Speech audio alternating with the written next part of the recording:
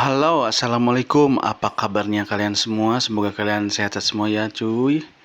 Ini maaf nih videonya eh nggak horizontal tapi vertikal ya. Biar vibe atau rasanya kayak TikTok gitu kan, karena TikTok kan lagi keren-kerennya sekarang ya. Biasanya kan kalau kalau YouTube itu landscape, ini vertikal. Ini saya penasaran tentang kajian akhir zaman, cuy. Yang dimana di akhir zaman itu kita diwajibkan menghafal 10 ayat pertama Al-Kahfi dan 10 ayat terakhir Al-Kahfi. Itu tujuan dan maksudnya buat apa gitu? Apakah sespesial itu surat Al-Kahfi? Saya mau nanya dulu ke Google ya. Yang tahu agama, yang pengetahuan ilmu agamanya bagus, komen-komen aja di bawah ya. Karena saya masih belajar. Oke, kita ketik kenapa di akhir zaman harus menghafal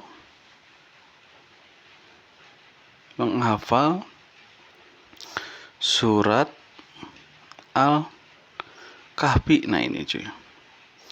Oke, ini AI ngejawab nih. Ini jawabannya si AI. Kelihatan gak cuy?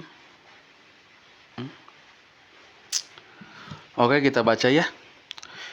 Menghafal surat Al-Kahfi dianjurkan karena diyakini dapat melindungi umat Islam dari fitnah Dajjal di akhir zaman. Alasannya menghafal surat Al-Kahfi. Yang pertama, Rasulullah Shallallahu Alaihi Wasallam bersabda bahwa siapa yang menghafal 10 ayat pertama surat Al-Kahfi akan terlindungi dari Dajjal. Lalu yang kedua, membaca surat Al-Kahfi secara rutin dapat terhindar dari bahaya fitnah akhir zaman. Rasulullah SAW memerintahkan orang yang berhadapan dengan Dajjal untuk melafalkan 10 ayat pertama surat Al-Kahfi.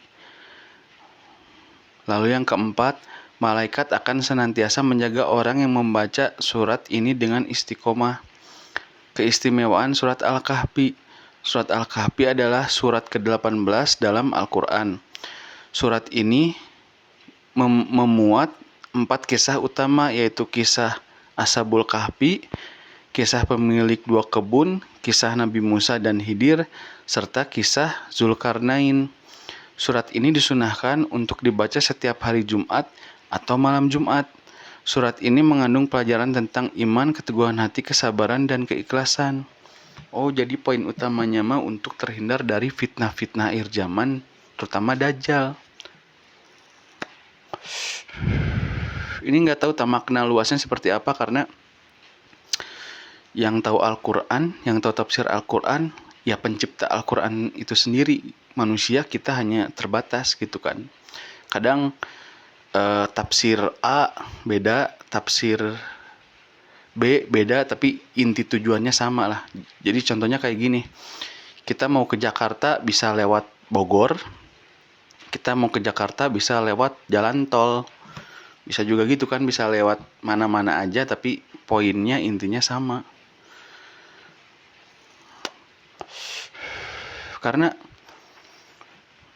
apa namanya ya, saya banyak pertanyaan sih di kepala, di otak gitu kan. Apakah hanya dengan menghafal surat Al-Kahfi saja kita bisa terhindar dari fitnah dan fitnah Dajjal? Kita ya, saya sebagai orang awam suka ngedengar kajian akhir zaman ya, karena fitnah Dajjal ini sangat luar biasa gitu kan cuy ya. Sangat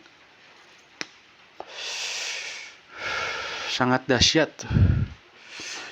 Apa kabar dengan kita yang imannya, bukan kita lah, saya ini mah, kalian main insya Allah soleh ya.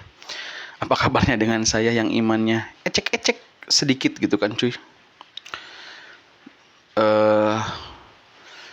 Dan di sini juga ada di Google juga ada pertanyaan, apa hubungannya surat Al-Kahfi dengan Dajjal? Kita lihat.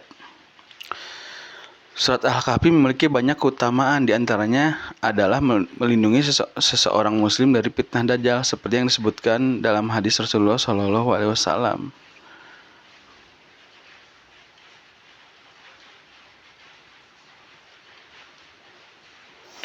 Bagaimana hubungan surat Al-Kahfi dengan Dajjal? Surat Al-Kahfi diturunkan di Mekah. Banyak hadis yang menegaskan keutamaan surat ini. 10 ayat pertama dan terakhir memberikan perlindungan dari Dajjal. Penting untuk dipahami bahwa surat Al-Kahfi bukan sekedar mantra ajaib yang akan berfungsi sebagai perisai terhadap Dajjal. Jadi menurut Google ini, menghafal surat Al-Kahfi ini, menurut Google lagi, menurut Rasulullah, astagfirullahaladzim, maaf, hampura.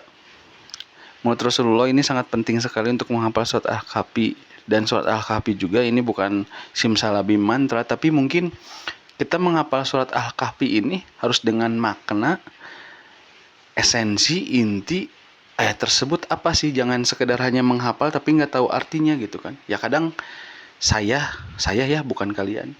Kadang saya ketika sholat membaca surat pendek itu nggak tahu artinya, tapi makna dari tujuan surat itu saya tahu lah. Oh, ini tujuannya ke sini nih ayat ini. Contoh Al-Fatihah lah.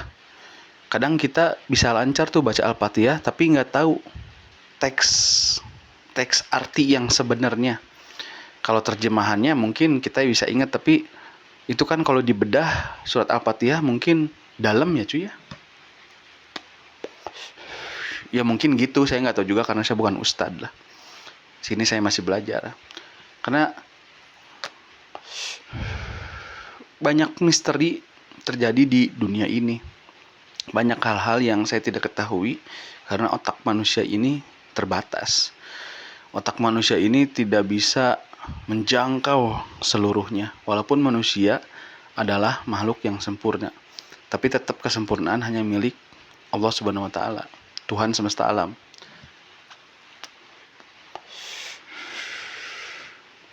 Karena saya kalau ngedengar ceramah kajian akhir zaman itu memang sangat mengerikan sekali gitu kan cuy ya. Gimana kalau kita berada di posisi yang mengalami akhir zaman tersebut dan bertemu dengan Dajjal. Ya Allah. Tapi fitnah-fitnahnya mungkin udah kerasa sampai sekarang kalau kalian merasakan tentang fitnah Dajjal. Udah rusak lah bumi gitu kan, diperbuat oleh manusia. Banyak orang yang jujur disingkirkan, banyak orang yang munafik diagung-agungkan. Quote cuy. Quote itu tuh, banyak orang jujur disingkirkan, banyak orang-orang munafik diagungkan. Wede.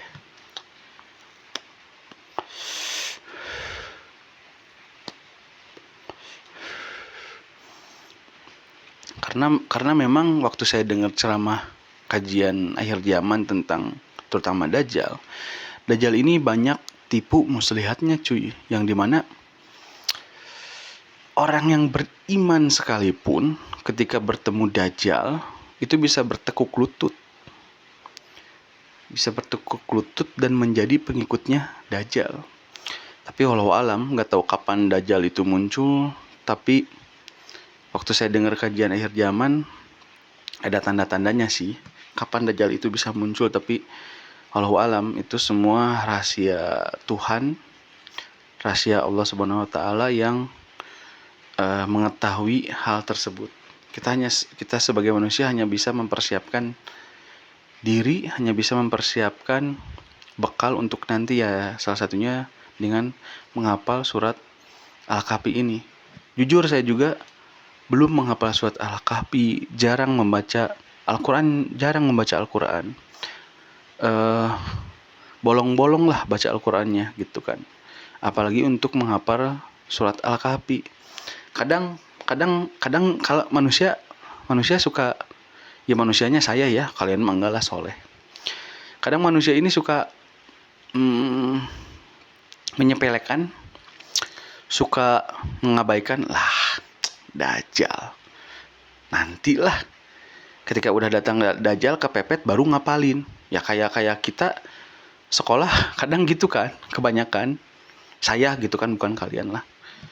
Saya kalau ujian gitu kan, ya SKS lah, sistem kebut semalam. Ujiannya besok, ngapalin untuk ujiannya malam ngedadak gitu kan. Harusnya kan dipersiapkan jauh-jauh hari. Makanya ada peribahasa sedia payung sebelum hujan. Walaupun kemarau panjang, tapi payung harus sedia. Kalau sekarang mah udah nggak berlaku lagi lah sedia payung sebelum hujan. Sekarang mah sedia jas hujan sebelum hujan. Karena rata-rata naik motor sekarang mah. Jadi harus prepare jas hujan. Gimana tuh cuy menurut kalian? Oke, segitu aja cuy video kali ini. Makasih bagi yang udah mendengarkan bacotan saya. Sampai ketemu di video berikutnya.